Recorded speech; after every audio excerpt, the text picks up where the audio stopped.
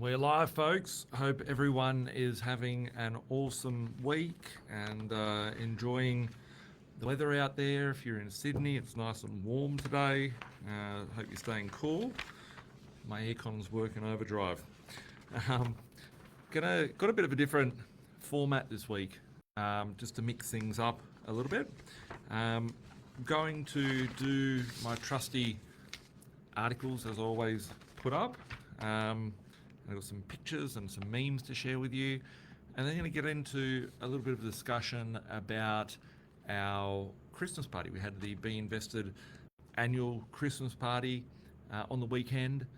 Lots of lovely stories. There was a room full of a couple of hundred successful investors, which might have been on their first property this year, may have bought their 10th, 20th, 30th, 40th property this year. People that have bought 20 in a year. Lots of lovely stories, and it was a really cool space. So one of our investors said, I hadn't been to one before, but it was very lovely to see that people aren't swinging dicks around showing how great they are.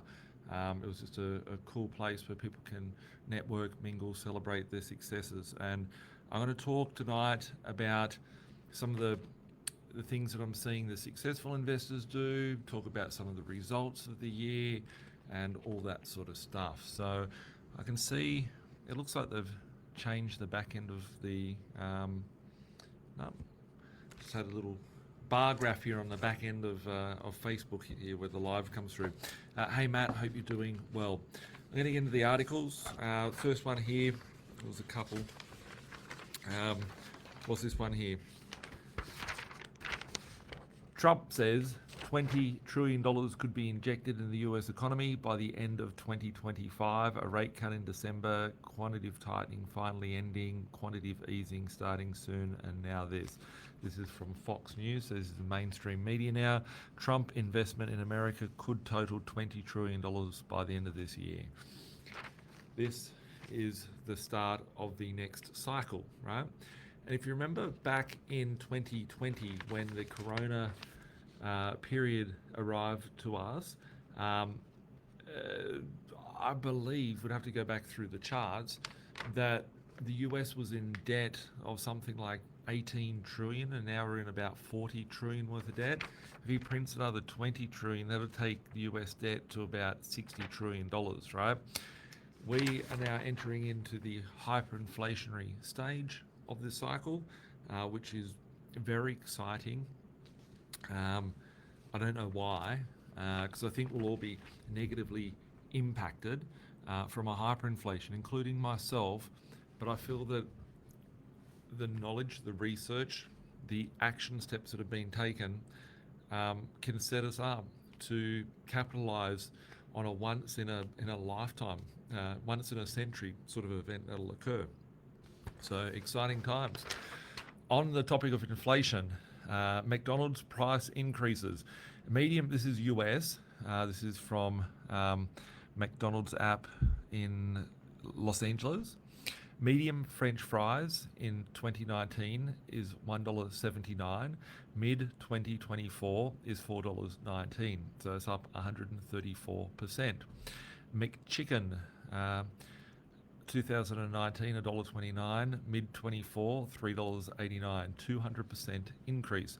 Big Mac, $3.99 to $7.49. Fuck, that means that in Australia, Big Mac would cost, what would that mean if it was to Aussie dollar, like $11 or something? 10 nuggets, $4.49 to $7.58. A cheeseburger from $1 to $3.15, that'd be like $5 or something for a cheeseburger here. It's kind of wild. The thing that they don't say in the pricing, which also is a fact, is that the quality of the food, the chemicals, the toxic waste that people are eating in here, and I'd love to see what injections were put inside the food here and what injections are put in.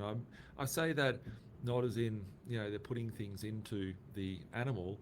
I say it as in the GMO type of crops there are, and everyone's out there getting their food and washing all the chemicals off the food, right? But when the crop is absorbing all the glyphosate or whatever, It's inside the fruit. It's not something they can get through. So anyway, interesting. This article here is a fun one. I think a lot of you guys would be the family member that's being spoken about here. I find this really funny. I haven't read this into full detail. However, this was an article, and it's on all the major news websites. I think this is on the 7 News. This is on 7 News, and it was on all the news.com sort of publications. How to talk to your friends and family who are deep into conspiracies. I have done my research. It's not a conspiracy. They're lying to us. It's all about control. In an age of echo chambers, it seems society is more fragmented than ever before, especially after that word. And I think everyone should give a bit of credit, because I've never, ever, ever, not once have I ever said that word out of my mouth. It's never been a word that's ever been said. You've never heard me say it. I've never said it. I can't say that word, right? Because I've never bought into it. But anyway, it can feel difficult to talk to people about something they have set a view on, especially when their algorithm feeds them compelling videos that may seem convincing, but are often inaccurate. It's kind of funny, right? Because all the conspiracy theories are generally right 6 months later, right? Anyway. How do you talk to your friends and family if they've fallen down a rabbit hole? And if you think it's affecting them, how can you change the algorithm so it champions more credible sources? This is, if you've ever heard of communism, this is like literally brainwashing people to trust the communist state leader. When someone you care about starts sharing conspiracy theories, the first instinct may be to correct them, but that approach rarely works, says Jesime Perriman, the senior lecturer at School of Cybernetics and Australian National University. I think one of the challenges is actually knowing what is verified and what is credible to begin with. There is lots of people who want their content to be credible, so they either present or write a video, audio or text content in a way that looks professional and feels credible. As generative AI becomes more widespread, it's getting harder to legitimize information for manipulation. It's all about checking the sources and understanding who is saying something and why they might feel motivated to say a particular thing. I always question that. I always question why someone might be motivated. Is it by money? Because there's always a rabbit hole to go down and follow the path of money. And quite often, the media out there don't just give you all this free resource that you can consume. There's back-end funding that's going into that. Anyway, it was just how to talk to your friends about misinformation. When it comes to talking to people who who've been drawn to misinformation, both experts and spoke to the nightly, urge empathy and perspective. A lot of people are seeking out help or advice from really genuine standpoint because they want to be healthy or they want to be living the healthiest life as possible. Or maybe you could have shared accurate facts back in 2021 when everyone was locked in their house and forced and coerced to do things. Anyway, how to coach your algorithm. Oh, wow. It sounds like absolute. Why do people challenge climate change? Do chemtrails make you sick? I'll tell you what makes me sick. All of this stuff that's been put out in the media. Why trustworthy news is important. Instagram, Facebook, and TikTok. Anyway. Good old media at the best. This one here is interesting. It's from the US.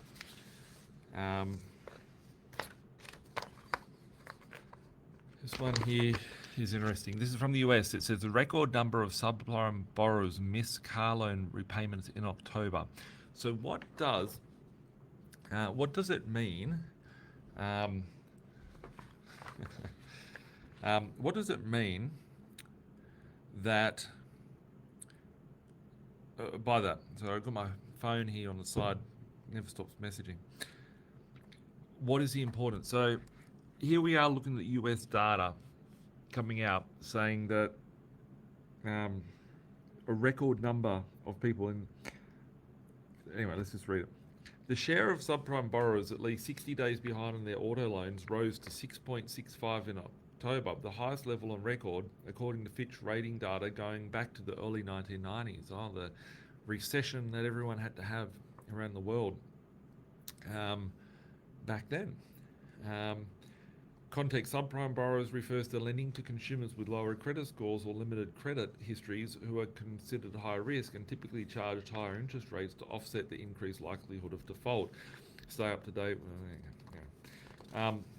Why is it important? High borrowing costs, rising living expenses, and shrinking savings are squeezing their household budgets, leaving subprime borrowers increasingly vulnerable.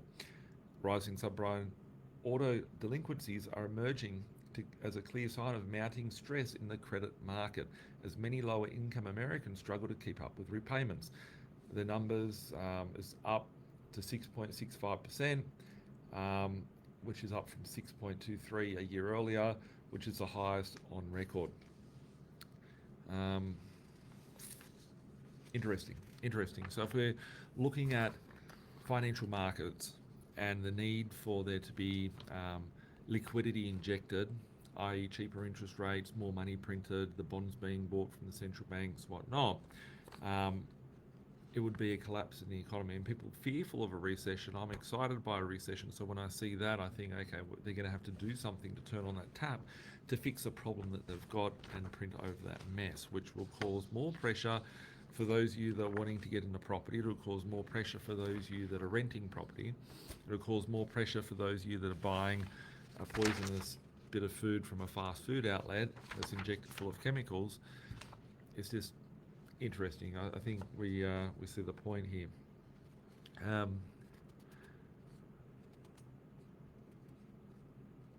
Just rereading this one here. This is just this one's funny, right? I show the good, the bad, the ugly. Aussie homeowners, fictitious wealth, warning as Nvidia, Wall Street, bloodbath continues. So going back about a week ago, there's been a lot of volatility in the markets out there. There's been crypto prices crashing, there's been stock markets crashing, there's been Ponzi bubbles that have been warned of popping, there's the AI bubble that's potentially going to bust and all that sort of stuff. So this article came out about a week ago. It says Aussie homeowners will be among those with the most to lose concerning signs appear in China. The world faces economic reckoning. Global stock markets will continue to fall today amid warnings that Australian homeowners' fictitious wealth will be hit hard by huge economic headwinds in China. Well, Australia's biggest market now is importing people to pay taxes, right? That's the biggest market that we have. So we can keep bringing people in and they'll put a demand and pressure on our current system. So we have to keep building for them. We're not creating anything new. China's making cheap bloody laptops for you to listen and watch this from. They're making the cheap phones inside the cheap phone cases with the cheap phone screen protectors hooked up to your cheap Chinese charging plugs, right? They're making things. That's why they're successful. But us, we are just consuming things, and there is a risk there, right? But the thing that they always leave out of these articles, in my view, is that they haven't looked at the stimulus measures that they can do. And the biggest stimulus measure is the fact that they're bringing in the wealth by bringing taxpayers into the country, which is creating a need for generating more houses and all that sort of stuff and building a false economy, which I never see in the media, but we do see these funny stories. But it is interesting to see. Here's one line in this article. On Wall Street, the Dow retreated 1.2%, while the tech-heavy Nasdaq lost 0.8%. The broader S&P 500, 0.9%. The sell-off has hit Australia hard again today, with the ASX 200 falling a hefty 1.59%. It's completely cooked. That's what it says, completely cooked in the article. Fictitious wealth. What is fictitious wealth, right? Yeah, is your red brick house in Blacktown in Western Sydney worth $2 million? It was made up because people can go and get access to cheap credit, and it is fictitious wealth, and they put extra demand, which is manufactured by bringing more people to the table to fight over the same seats to sit on, and obviously it's going to generate a higher valuation there. So unless they're going to change the factual dynamics of society, we're not going to see this blow up as per these articles. And we always see good articles, boom articles, negative articles and stuff like that. I think I even had my own article last week on news.com. I should have printed that out to share with you guys. But anyway, the article was about how I bought properties this year. I'll talk about what I've been doing this year. But it's a cool article from our friends at news.com. Here's my last article. I think this is the last one I've got.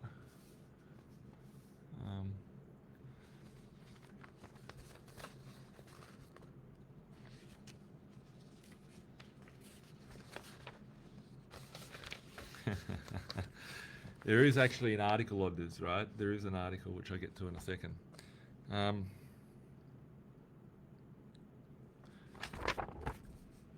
Google CEO says nobody is safe if this doomsday AI theory comes to light. I'm not an AI person, I don't use AI, but there's talks that there could be the AI bubble pop, just like the tech bubble did back in the late 1990s. I think that wouldn't occur. Any bust, right? Like we saw a bust happen last week in the financial markets. What happened straight away? All new time high. How do we get to new all-time high so quick? They just keep printing liquidity and buying up the stocks to drag that price all the way up. They package those stocks up, the prices go up, then they go and sell it off to the hedge funds, the super funds and all that stuff, and keep this fictitious Ponzi scheme of the stock market alive.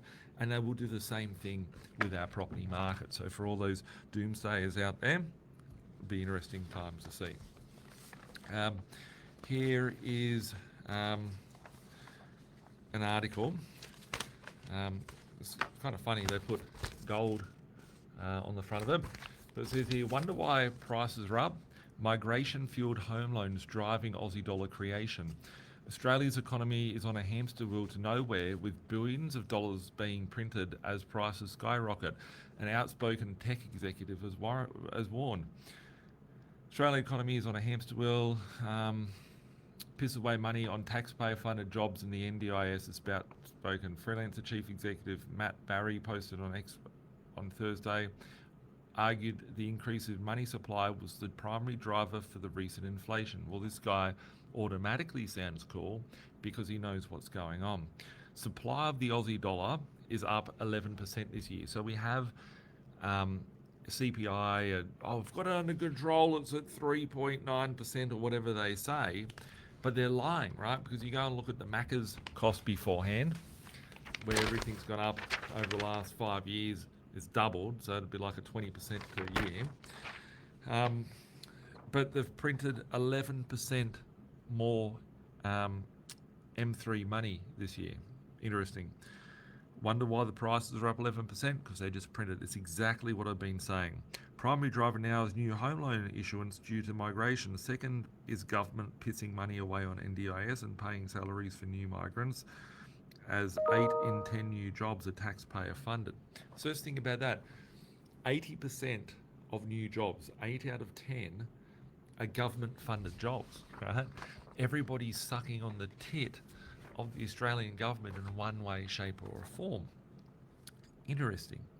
And you think about it, you go, well, if someone's copying rent assistance, right? Let's say half my tenants are copying rent assistance, I'm going to be the biggest recipient of government spending, right? Because they're just printing this big Ponzi scheme and getting nowhere. And it's not until the thing pops and they'll go, oh, it's because of this or because of that that caused it to occur.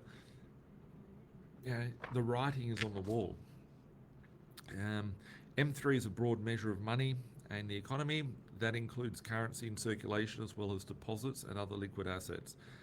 While Australia's official inflation rate was at 3.2% in September quarter, a sharp rise from 2.1% the prior quarter, driven by a spike in energy prices. So energy prices have gone up. Why have energy prices gone up? Because commodity prices are up. It's on the back of, it's all connected. It's one big bubble. And they're just pulling the levers, right? They're pulling the levers. Matt says here the industry, the building industry is on life support. It is, because inflation is. Building industry reminds me a lot of the food and hospitality industry, because there's so much pressure with inflation on goods and the cost of material to make something. That's why we don't manufacture anything, and it's going to become harder and harder to do so. Advocates of gold and Bitcoin often use the gold price as a proxy for real inflation. Mr. Barry's post suggested that growth in money supply was directly tracking gold's average of 11.8% in Australian dollar terms since 2010. Primary driver now is new home loan issuance due to migration. It's interesting. It's literally what I've been saying, and people might take what I'm saying as being racist, right? I'm not Pauline Hanson. Bring more people in, bring 1 million people in, right? It's building our wealth. Yeah, sure, it might not be good for the roads that we're on and the infrastructure we've currently got. The government will have to take out more debt in order to be able to fund that. However, it's a good party to be had. And if you're in the market and you've got a seat at the table, you can benefit from it tremendously. So it is what it is. We can get angry about it, or we can participate in that market. I'm just trying to find something. I had a piece of paper here beforehand, and I put it aside, but I need to get it back. I'm going to get into the main part of today's discussion. And the part of the discussion today is we had our 2025 B.Invested Christmas party last weekend.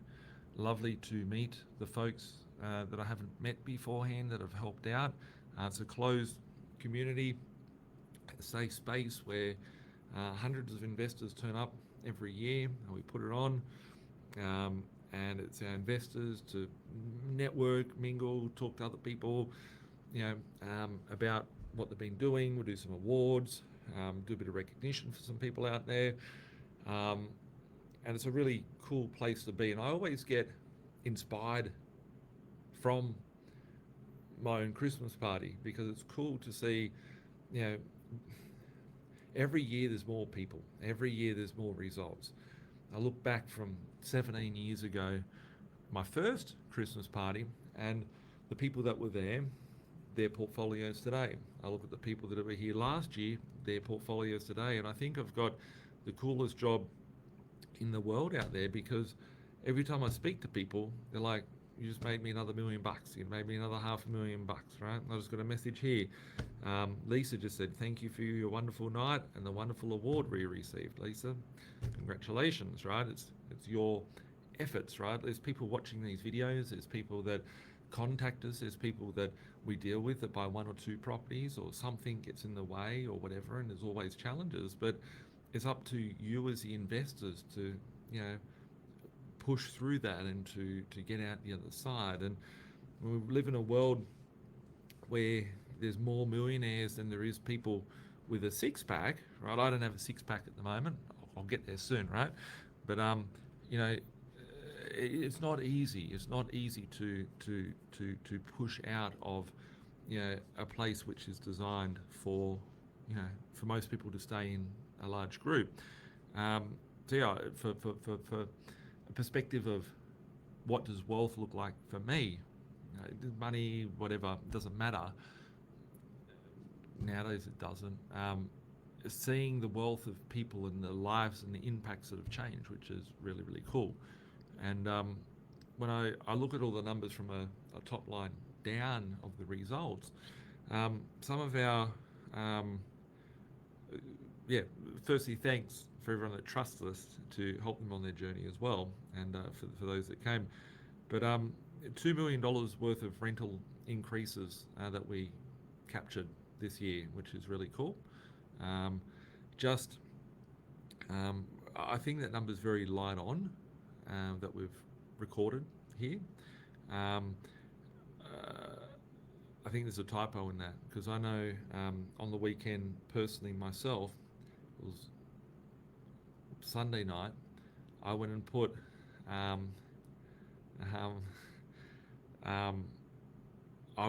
was sitting there reviewing all my personal rents on my properties, and I pushed up rents, and it was about $200,000 a year in rent increases that I discovered across my whole portfolio.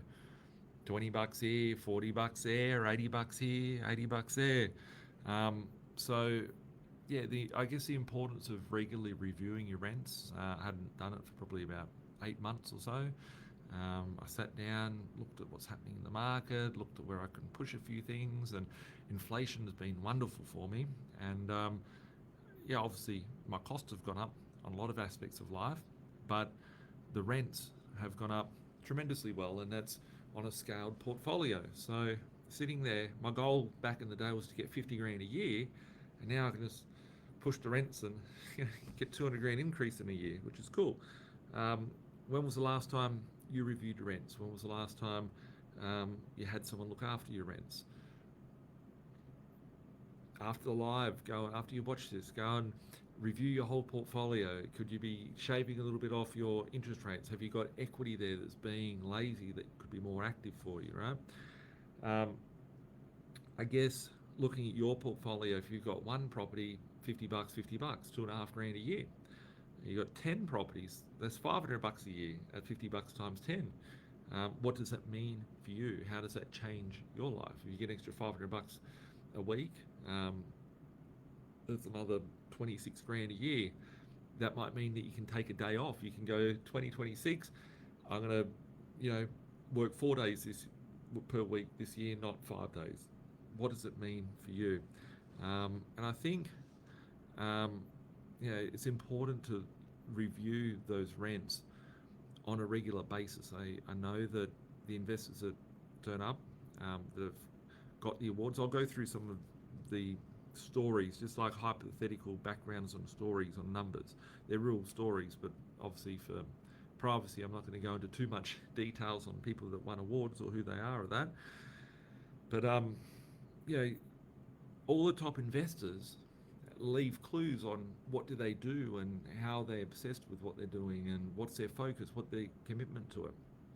So looking at some of the numbers, I think next Facebook Live, I'm going to bring one of these people on, which I'll get them to talk about their own portfolio then. But we've got people that have got 20 properties in a year, had one property in 2024 and ends 2025 with probably like 24, 25 properties in a portfolio, which is pretty cool. I've got another two people. One retired last year with about 25 properties in their portfolio over about a 12-year build time for that portfolio. And another one, which is, in the same circle of people, known to the other party, is at about 25 properties as well. Not retired, but still wanting to push that portfolio. Maybe the next stop for that person will be 50 properties. Another investor that just bought properties about 6 years ago, and just realised that 150 grand property turns to 500 grand in the super fund, and decided it'd be cool to sell a property in the super fund and pull out 400 grand worth of profit or equity out, and then use that 400 grand to go and buy 4 new properties in the super fund. So instead of having one property in the super fund, now they've got 4 properties in the super fund. If that person had 2 properties and did it twice over, they'd go from 2 properties to 8 properties. So they're just always refining and perfecting what they do. Someone in the last 3 years has got, I think their portfolio by the time Christmas settles would probably be around 30 properties, 32 properties, something like that, in their portfolio in 3 years. So these aren't people that woke up and go, hey, where did all these properties come from sitting in my bed? I've got a bed full of title deeds. It wasn't a person that rocked up and goes, hey, I'm going to be lazy and I'm going to skip the important parts, right? They've dealt with adversity. They've dealt with, pushing through, all the things that when it gets hard, most people get scared or whatever. Mindset's very, very important. And all these investors that are doing phenomenal things all have very similar traits. They treat their investing like a business. They're determined to look at their numbers and review it on a regular basis. They're fluid with their actions. They'll go, okay, cool, this is what we're going to do today. Yep, we have to change a little bit to get here. But whilst they're fluid with their movements, they're not people that are going, okay, we're going to do a subdivision today and focus on this, and we'll make a little bit of money. And then we're going to come over here and look at buying a block of units. They have a clear business model, just like Macca's does by doing their cheeseburgers. They have a clear investment model of what properties they need, what their portfolio needs to look like, what this next phase of their growth and their position looks like as well. So, yeah. And all that comes down to having the team. So there's some clear numbers that we put out as a business. I spoke about the rent increases, but the importance of having a strategic property manager. 95% of the properties that we buy at B.Invested for our clients in the buyer's agency, 95% of the properties are under rented 50, 80, $100 a week, right? That means that the person that sold the property to one of our investors has done their ass, right? They're missing out on $2,500 a year, $5,000 a year. Would they have sold the property for the price that they sold it for? Would they have even sold the property if they knew that they could get a rent increase of $100 a week? They're the funny questions, right? And property management is a very, very tough gig, right? If I always say it's the part which is forgotten about in real estate. Most real estate agents look at property management as a listing tool. They're like, oh, you bought a property, let's try and sell it. They try and rip through their rent roll to get people to buy and sell. But they're not looking at the value that they can add to the investor's journey, or even considering the goals of the investor. So when you're looking at property management, it's important to understand that person or that business or the people that are surrounding you on that front are, people that you want in your business, because you're property investing as a business. They're the people that you want on your team in your business. So yeah, important. So if you, a little bit of a shout out, folks, if you have a property portfolio or any properties and we don't manage them, send us an email at payrise, just payrise at blinkproperty.com.au, and my team will look over the portfolio and see what we can tweak in order to get you the highest rental return and improve your cash flow position. And we have a spreadsheet where we'll send you type in your address, the current rent and all that sort of stuff. We'll calculate your total cash flow, and then we will write in our estimates of what we believe that we can get for your property after doing our research into it. And then you're able to make a difference and be able to see. Sometimes, like rare occasions, people are like, okay, we're on the money. 90% of the time when people send me their properties, I'm like, hey, you're losing 20 grand a year, or you're losing 40 grand a year. And that's poor management on the investor's part from not being proactive in pushing those rents up. And it's because you've got a shit team on your hands, which isn't being as proactive as what they should be and dropping the ball. We had over 1,000 new investors that have bought under 350 grand this year. So people think it's impossible to buy properties at 350 grand, at 200 grand, at 150 grand. I've got a house at the moment for someone for 145 grand, rent for like $300 a week. I've got a commercial property, 10 years old, rents for 15 grand a year in a capital city, 140 grand. Poor bastard that's selling it paid like 280,000 for the thing, so literally buying it for half the price of what the other party paid for it. But most of the stuff I get is capital cities, can be regional, $300 a week, renting for $500 a week, those sort of numbers. Still very achievable. I don't know for how much longer, but it still has been very achievable this year.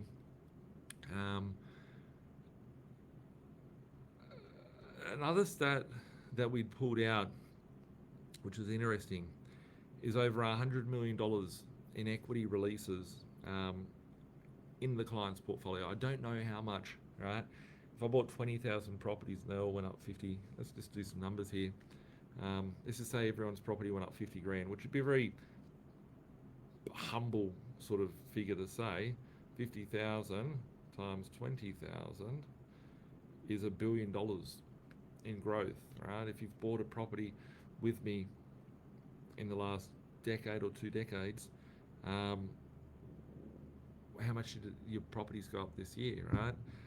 So it's pretty cool. We just pulled out 100 mil of equity for our clients.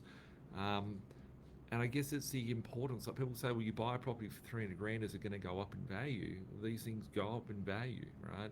Um, Most of my investors' properties double in a period of 24 months, and triple over about a 48 to 60 month, like 4 or 5 years, they'll triple on average. Looking at the numbers, they don't all do that, but I'm saying on average what I experience. Some will be more. Some will go up 5 times, right, in 5 years. Um, but in a world like today, and actually I forgot to put out in the news articles, right? This is something important related to finance. Going back 2 weeks ago, we saw that Macquarie scrapped trust lending. As of last Friday, so only 4 or 5 days ago, 4 days ago, yeah, 4 days ago, um, Commonwealth Bank came out and said they will not be doing trust lending to clients that haven't been with them for a period of 6 months. So that will severely impact a lot of people out there. My investors won't do anything, right? It's the portfolios don't need any trickery to get them to the size that they are. They need fundamentals of good cash flow. They need fundamentals of good equity, and a competent team to know how to structure the finance. So the portfolios that I talked about that got the awards for 20, 30, 40 properties in their portfolios, 20 in a year, whatever, finance was the biggest key. I can sit there and say all the properties I bought were great, which is fantastic. But if you don't have the money to buy the properties, then you don't have the ability to build a portfolio. You don't have a portfolio.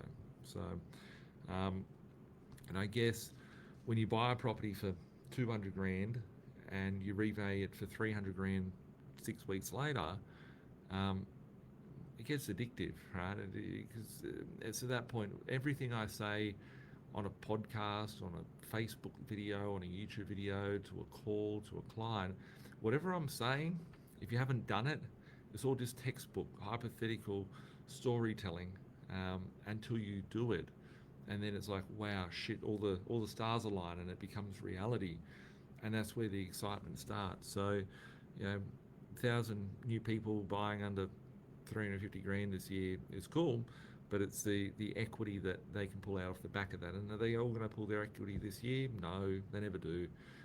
People get lazy with the equity, life goes on, things change, whatever.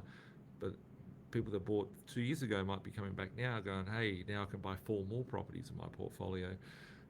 Some of the other awards, I had one which was a guy in retail. He might be watching these videos of that. He's in retail and he's working for just a retail store, electronics store, and he had 3 properties that I bought him about 6-7 years ago, and he sold them last year, and bought 13 more properties this year. Right, retail, go figure. So yeah, and I guess backing off the financing, like people ask, like, do you use trusts? Right? And I'm not here to give financial advice because I know the regulators like watching, and for the regulators, I don't give financial advice. Go look elsewhere for people that are giving that, right? But I give facts of what I see as a person in the industry, and as a personal investor and working with so many people. When you're dealing with equity, the bank's in the business to rent out money. They're there to sell you money, right? They're in the job of doing that. So to get the money out, you need to look at, well, what does the bank require from me? And there's people talking about buying under trusts and it's the best way, and you get your accountant to write a letter and all this sort of stuff. But reality of it is that that's not a that's not a sustainable strategy. Now, you need assets that are going to perform for you, right? It's like faking something, right? You play around in trusts and whatnot. You're faking your numbers, and you're faking your wealth, and you're faking your position. You're kidding yourself. You're lying to yourself. You try and do the trust is like someone taking a Zempic and going, I'm going to be fit. It's like, no, you're filling yourself full of toxic chemicals that you don't know what the side effects of the body is, and these people that just focus on trust lending, is in that sort of category. But I'll talk about the 20% lending perspective versus 90% lending. In some instances, 90% can work okay, but in slim pickings, industry related, if you get the 90% no mortgage insurance, so if you're a medical or legal, you're a doctor or a dentist, a CPA, you can get 90% LMI, no LMI. That can be good. There's a couple of products which come out time to time, like Pepper had something recently which was 90% no mortgage insurance. That worked for some people. But all in all, I like to look at an 80% lend for what I buy and what my investors buy. And the reason being is that if you go a 90%, let's say you go 80%, you come to the bank assesses your file, they say, yep, cool, we'll lend you. You go to 90%, they go, well, we need to call our buddy in from mortgage insurance, and they've got to have a look at the file. And they'll look at the file, and they'll say certain things like, hey, we need to do a full valuation on the property. Hey, we need to make sure that it's in this region. Hey, we need to make sure we've got too much exposure there, so we can't lend to you on it. So when you go to 90%, there's all these terms and conditions that go on there, which makes it harder to pull out equity in 3 months' time or whatever the case may be. So it's important that you have the right finance structure, the right finance team. I think, I'm just having a look here. All of the people, bar one, which the bar one is Stark, right? The next step, they need to go to Zinger.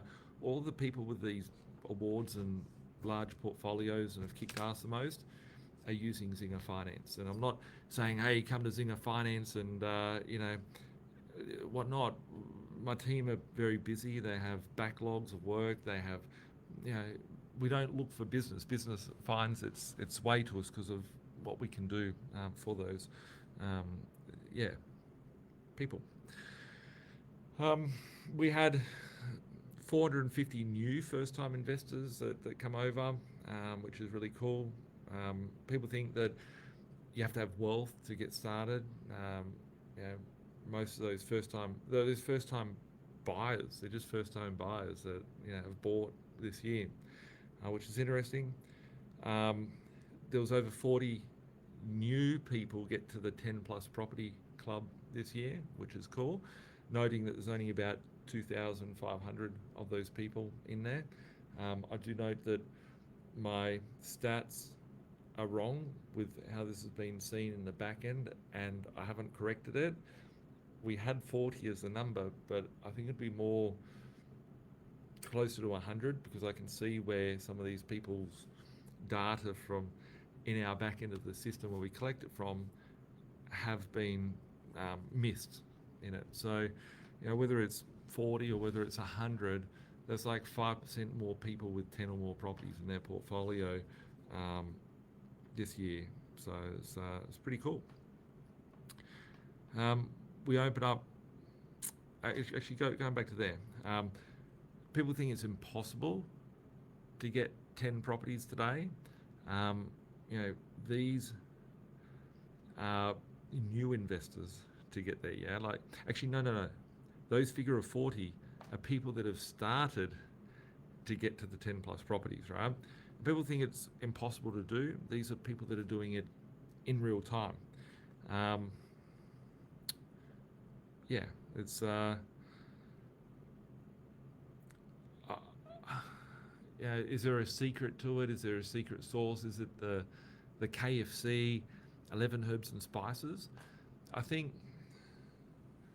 they spruik that, but a chicken burger from KFC wouldn't be good. So it's a pretty bad analogy that I'm using, right? You want a organic, free-range, grass-fed meat carcass that you're going to have as your chicken or your protein source. The spices is having the right people around you. The spices is having the right ingredients at the right time. If you don't soak the chicken before you put the spices, it could peel the batter off. I don't know. I'm just making up an analogy here, which is funny, right? But if you don't get the ingredients right, you don't prepare the meal right, you don't cook the meal right, you're not going to get the result. And the same thing happens with those portfolios. So is it still possible to do it? 100% it is. More so today in 2025 than ever beforehand has it been. Will that be the same case in 2026? I hope so, but it will be getting more difficult as a lot more people come into that cheaper end. Better for the people that have been here, not so good for the people coming to the table, but still possible in the years ahead. We started a few new brands this year. We set up Buyer, which is the industry body for buyers agents out there. We realised that almost 20 years ago I started this business, and there was no such thing.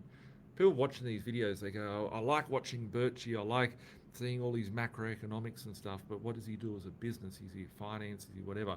My core business is an education / buyer's agency business, and there was no such thing as a buyer's agent 20 years ago. There was less than a handful of buyer's agents. So I used to have to explain, oh yeah, I help people buy property. And they're like, what, you want me to pay you a fee? Right?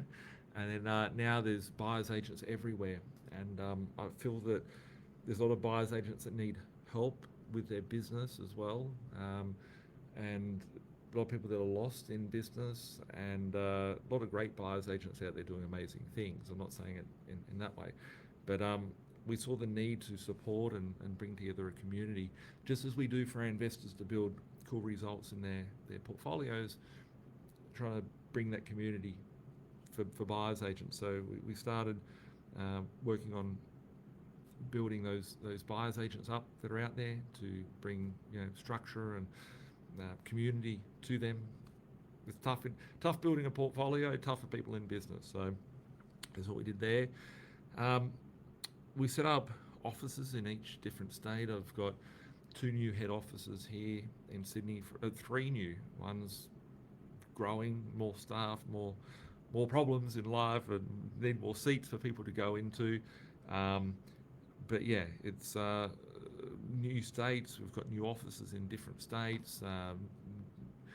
Northern Territory. We've ventured into every state on the continent basically now.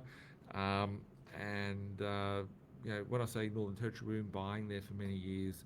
We bought when the lights were off. We bought when no one was talking about Darwin, and now everyone's spruiking Darwin. All our investors that bought when no one was looking there for 100 grand, 200 grand a piece have now doubled and tripled their money in a 12, 24 month, 36 month time frame. So it's pretty cool.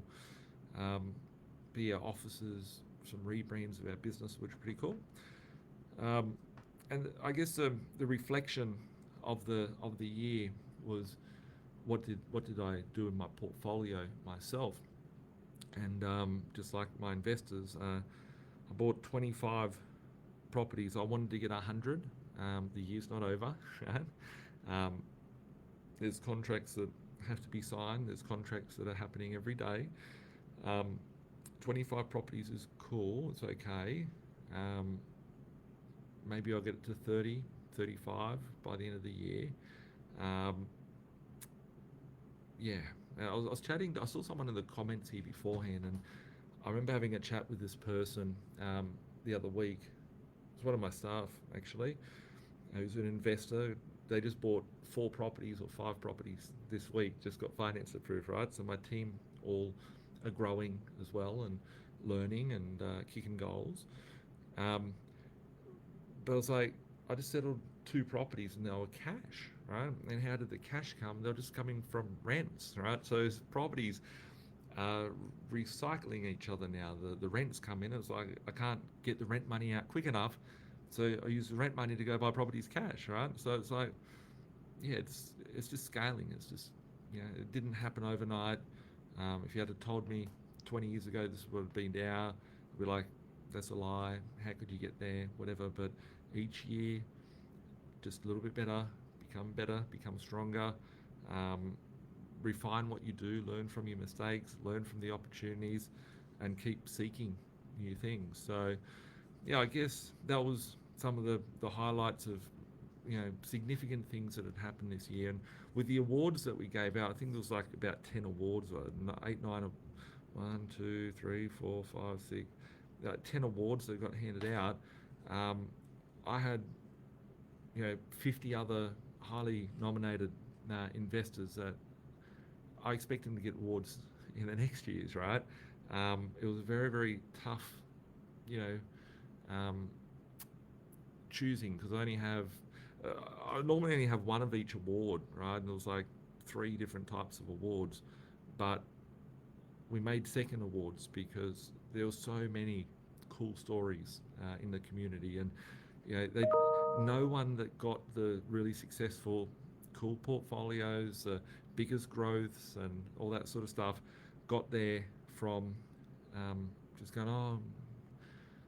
I think a lot of the people were surprised of what they've done and what they've been able to achieve, but it didn't come without commitment and focus and planning and determination. And I had someone come up and they were stuck. They came to us to do stuff and they had all the wrong advisors and whatnot, and they tried to get started and they haven't actually bought their first property with us, but they've got like 10. And I was like, you need help, you need a better team around you, right? And like, can you help us get the properties? I'm like, it's not about the properties at the moment, it's about getting ourselves cleaned up. And this person, this couple, said they want to be on the stage getting an award next year, and they want to be achieving the cool, being on a podcast. And I said, I'm going to get you on a podcast once we get that result for you. And the result was caused, the results for these people are caused by the actions that they take. And it's not always linear and let's get 5 properties a year for the next 10 years and we've got 50 properties. It's like some years you'll get 20 and some years you'll get none. But it's how we're growing and what can we do to keep improving. So that's just my thoughts now. I'm going to get to your questions and comments, and any questions you have, ask away. Jerry says, hey Nath, thanks again for the last Saturday's Christmas party. Great opportunity to catch up with you, your team, like-minded people, the evening, inspirational. Jerry, it's always lovely to see you and chat to you. You're a gentleman. I always tell you that, right? Not everyone's a gentleman. You're an absolute gentleman of a guy. David says the audio is low. Sorry if it's low. Could be the internet. Hopefully everyone can hear me still and whatnot. Sorry if it has been too low for you. Matt says here, are you buying in Taz? I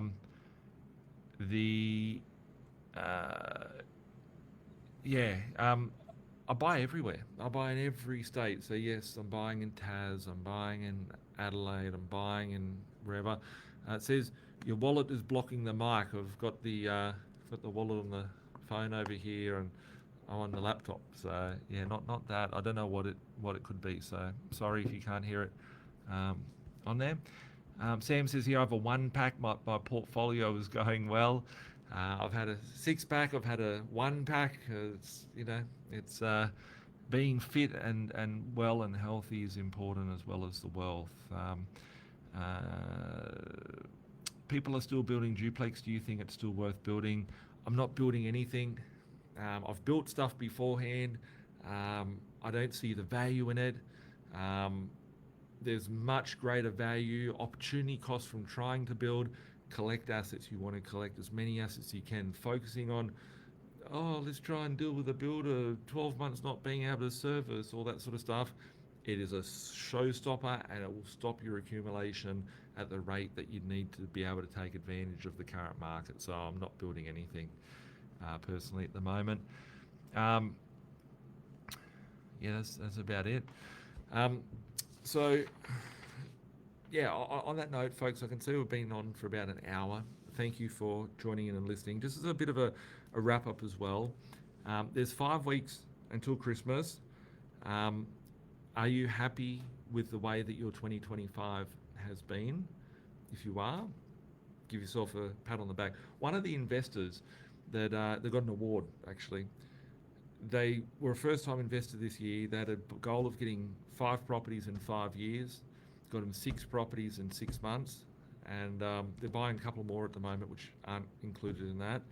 And they got an award because, you know, coming in, changing a mindset, changing, you know, it's new, right? And to be able to overcome those hurdles is very, very cool. So, but yeah, so if you are hitting your goals for this year, cool. If you're not hitting your goals for this year, there's still 5 weeks left, right? If you need help for your 2026, reach out to us. You know where to find us. There's a link in the description. Send us a DM.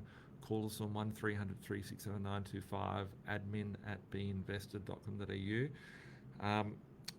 For those of you that are my investors or coming on as an investor, mainly my investors, I will be taking maybe a month to relax and having family time and time to reflect, and you know, not as crazy busy as my schedule generally is.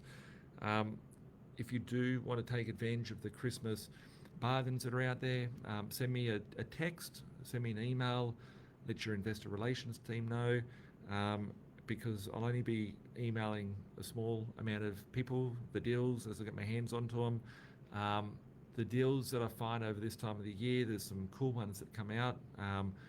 They generally disappear once people start getting back in the swing of things. So, you know, November, December, and January, people are holiday mode, partying mode, thinking about their family, buying Christmas presents, getting drunk, whatever they do, summer, whatever.